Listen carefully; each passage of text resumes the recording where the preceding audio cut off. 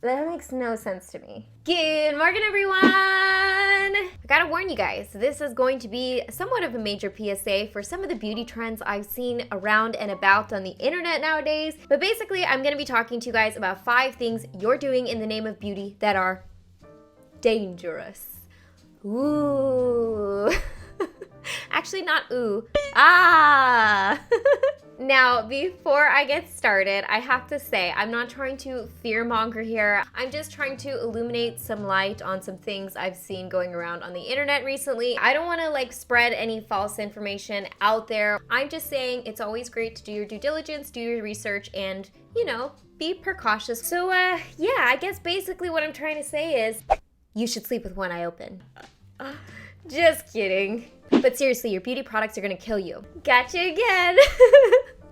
Okay, maybe they're not gonna kill you, but they might possibly blind you. Am I scaring you? Are you guys gonna be able to sleep at night? I don't know if I'm gonna be able to. So the first dangerous beauty practice I've seen, and I've seen it way more than I'm comfortable with, is purchasing colored contacts online without getting a prescription or without getting prior approval, measurements, etc. from your doctor, your optometrist, or your physician. Now with the internet nowadays, pretty much everything is available, but that does not mean you should buy them. And this is one of those things that I just see a lot of discussion on online forums. They're especially popular among cosplayers or people who are into Asian beauty. I've seen their usage a lot among kids, which is highly concerning. Halloween time, anytime you're dressing up or you want to just change up your look, a lot of people use colored contacts and they're buying them from not the most reputable sources. Your eye shape is unique to you. So you have to go into your optometrist and actually have them measure the surface of your eye, the shape of your eye, so they can prescribe you the proper contact lens to fit your actual eye shape. Another thing that they're going to do is obviously prescribe a contact lens that is going to fit the type of eye or eye condition you have. For example, astigmatism, or for me, I have very dry eyes, so when I used to wear contact lenses, I had to get specific contact lenses that were designed for that. I don't understand why people would risk something that is so vital to their quality of life just for fashion purposes, especially when you can buy colored contacts from your doctor or from reputable websites, which is why I'm making this video, is because I think a lot of times people are just unaware of some of the underlying dangers of things that seem so trivial, and you see a lot of people doing them or purchasing them, but in reality, these can be very detrimental to not only your eyesight, but your overall vision and whether or not you can see. Another issue that goes hand in hand with this is the fact that you're not taught the care and hygienic routine that goes along with contact lenses. But like I said, it is not worth the risk, especially when you have better options out there. Now, the next thing that I'm going to be talking about that is a dangerous thing you might be doing in your skincare routine is also involving your eyes. So if you're, sensitive about your eyes, buckle up. This actually came to my attention on Reddit, and it actually makes a lot of sense. I was reading a lot of people talk about their experience getting vitamin C or sunscreen in their eye and causing damage to not only their cornea, but also long-term damage as well. I even read one where she had craters in her eyes from sunscreens, or at least she believes they're sunscreens. That evoked a lot of fear in my soul when I read about craters in the eye. How descriptive is that? Because I was like, I use a lot of vitamin C and sunscreen in my routine, so I just want to make sure everything is hunky-dory. So after reading that, I actually took a trip over to my optometrist to ask her a couple questions about this topic. Main takeaway for this part of the video is be very careful when you're applying any type of skincare around your eyes. I actually did ask her if she had noticed an uptick in cases of skincare and eye-related issues. She actually said she had more issues with people coming in with infections because of eyelash extensions. Essentially, her thought process is just don't get it on any movable parts of your eyes. And if you notice any burning, any grittiness, if you're uncomfortable, go get your eyes checked out. Better safe than sorry. By the way, I didn't have any craters in my eyes. Thank you, doctor, for your time. Now, with the rise of things like this, which this is an LED light therapy mask, this is my personal one, and I also have a lot of other skincare tools I use on a normal basis that have LED light therapy in them. I'm slightly obsessed, not gonna lie, but I actually read an article about Neutrogena's version of their LED mask, which they launched in, I believe, 2016, being recalled in 2019 because of concerns of LED exposure to, you guessed it, the eyes. Now, mainly the issue was concerning the blue light, I believe, and it was more of a precaution, I think, because the long-term effects of blue light exposure to your eyes, there's not a lot of study done on it because I think this whole concept is somewhat new.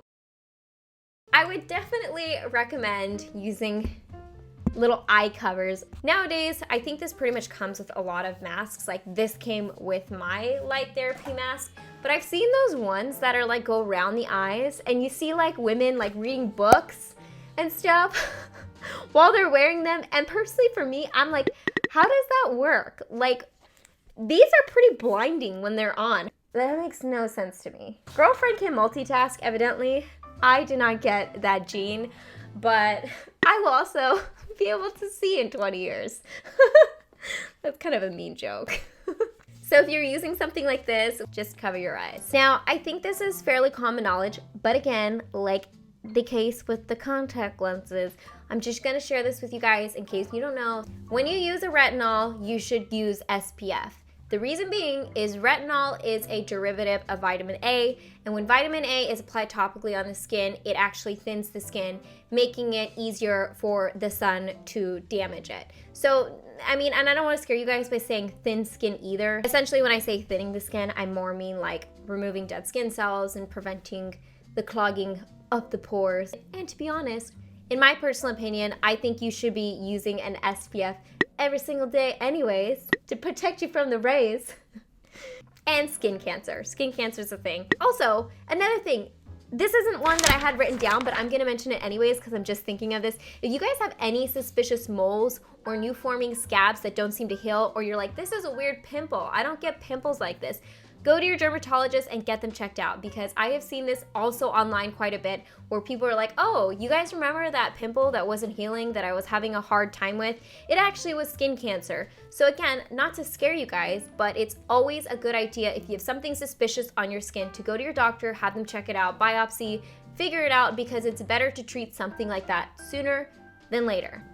This last one's not dangerous. I was just like, why? Like, this was one of those moments that I feel like my head just exploded when I read about this, and I'm like, are people actually doing this, or is this just something I'm seeing online that people pretend like they're doing, but they actually don't do IRL? Using deodorant on your face.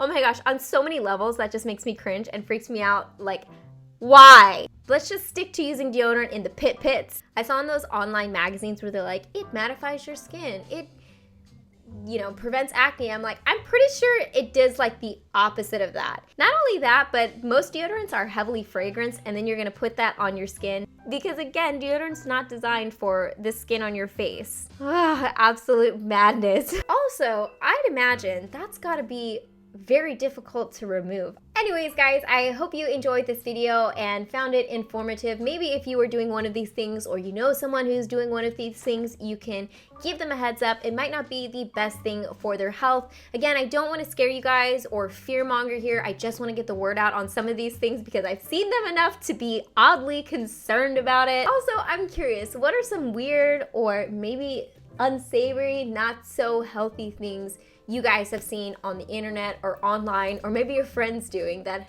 leave you questioning? As always, I hope you guys are happy and healthy, and don't forget to rate, comment, subscribe, share with your friends and family, hit that notification bell, and I'll see you guys in my next video.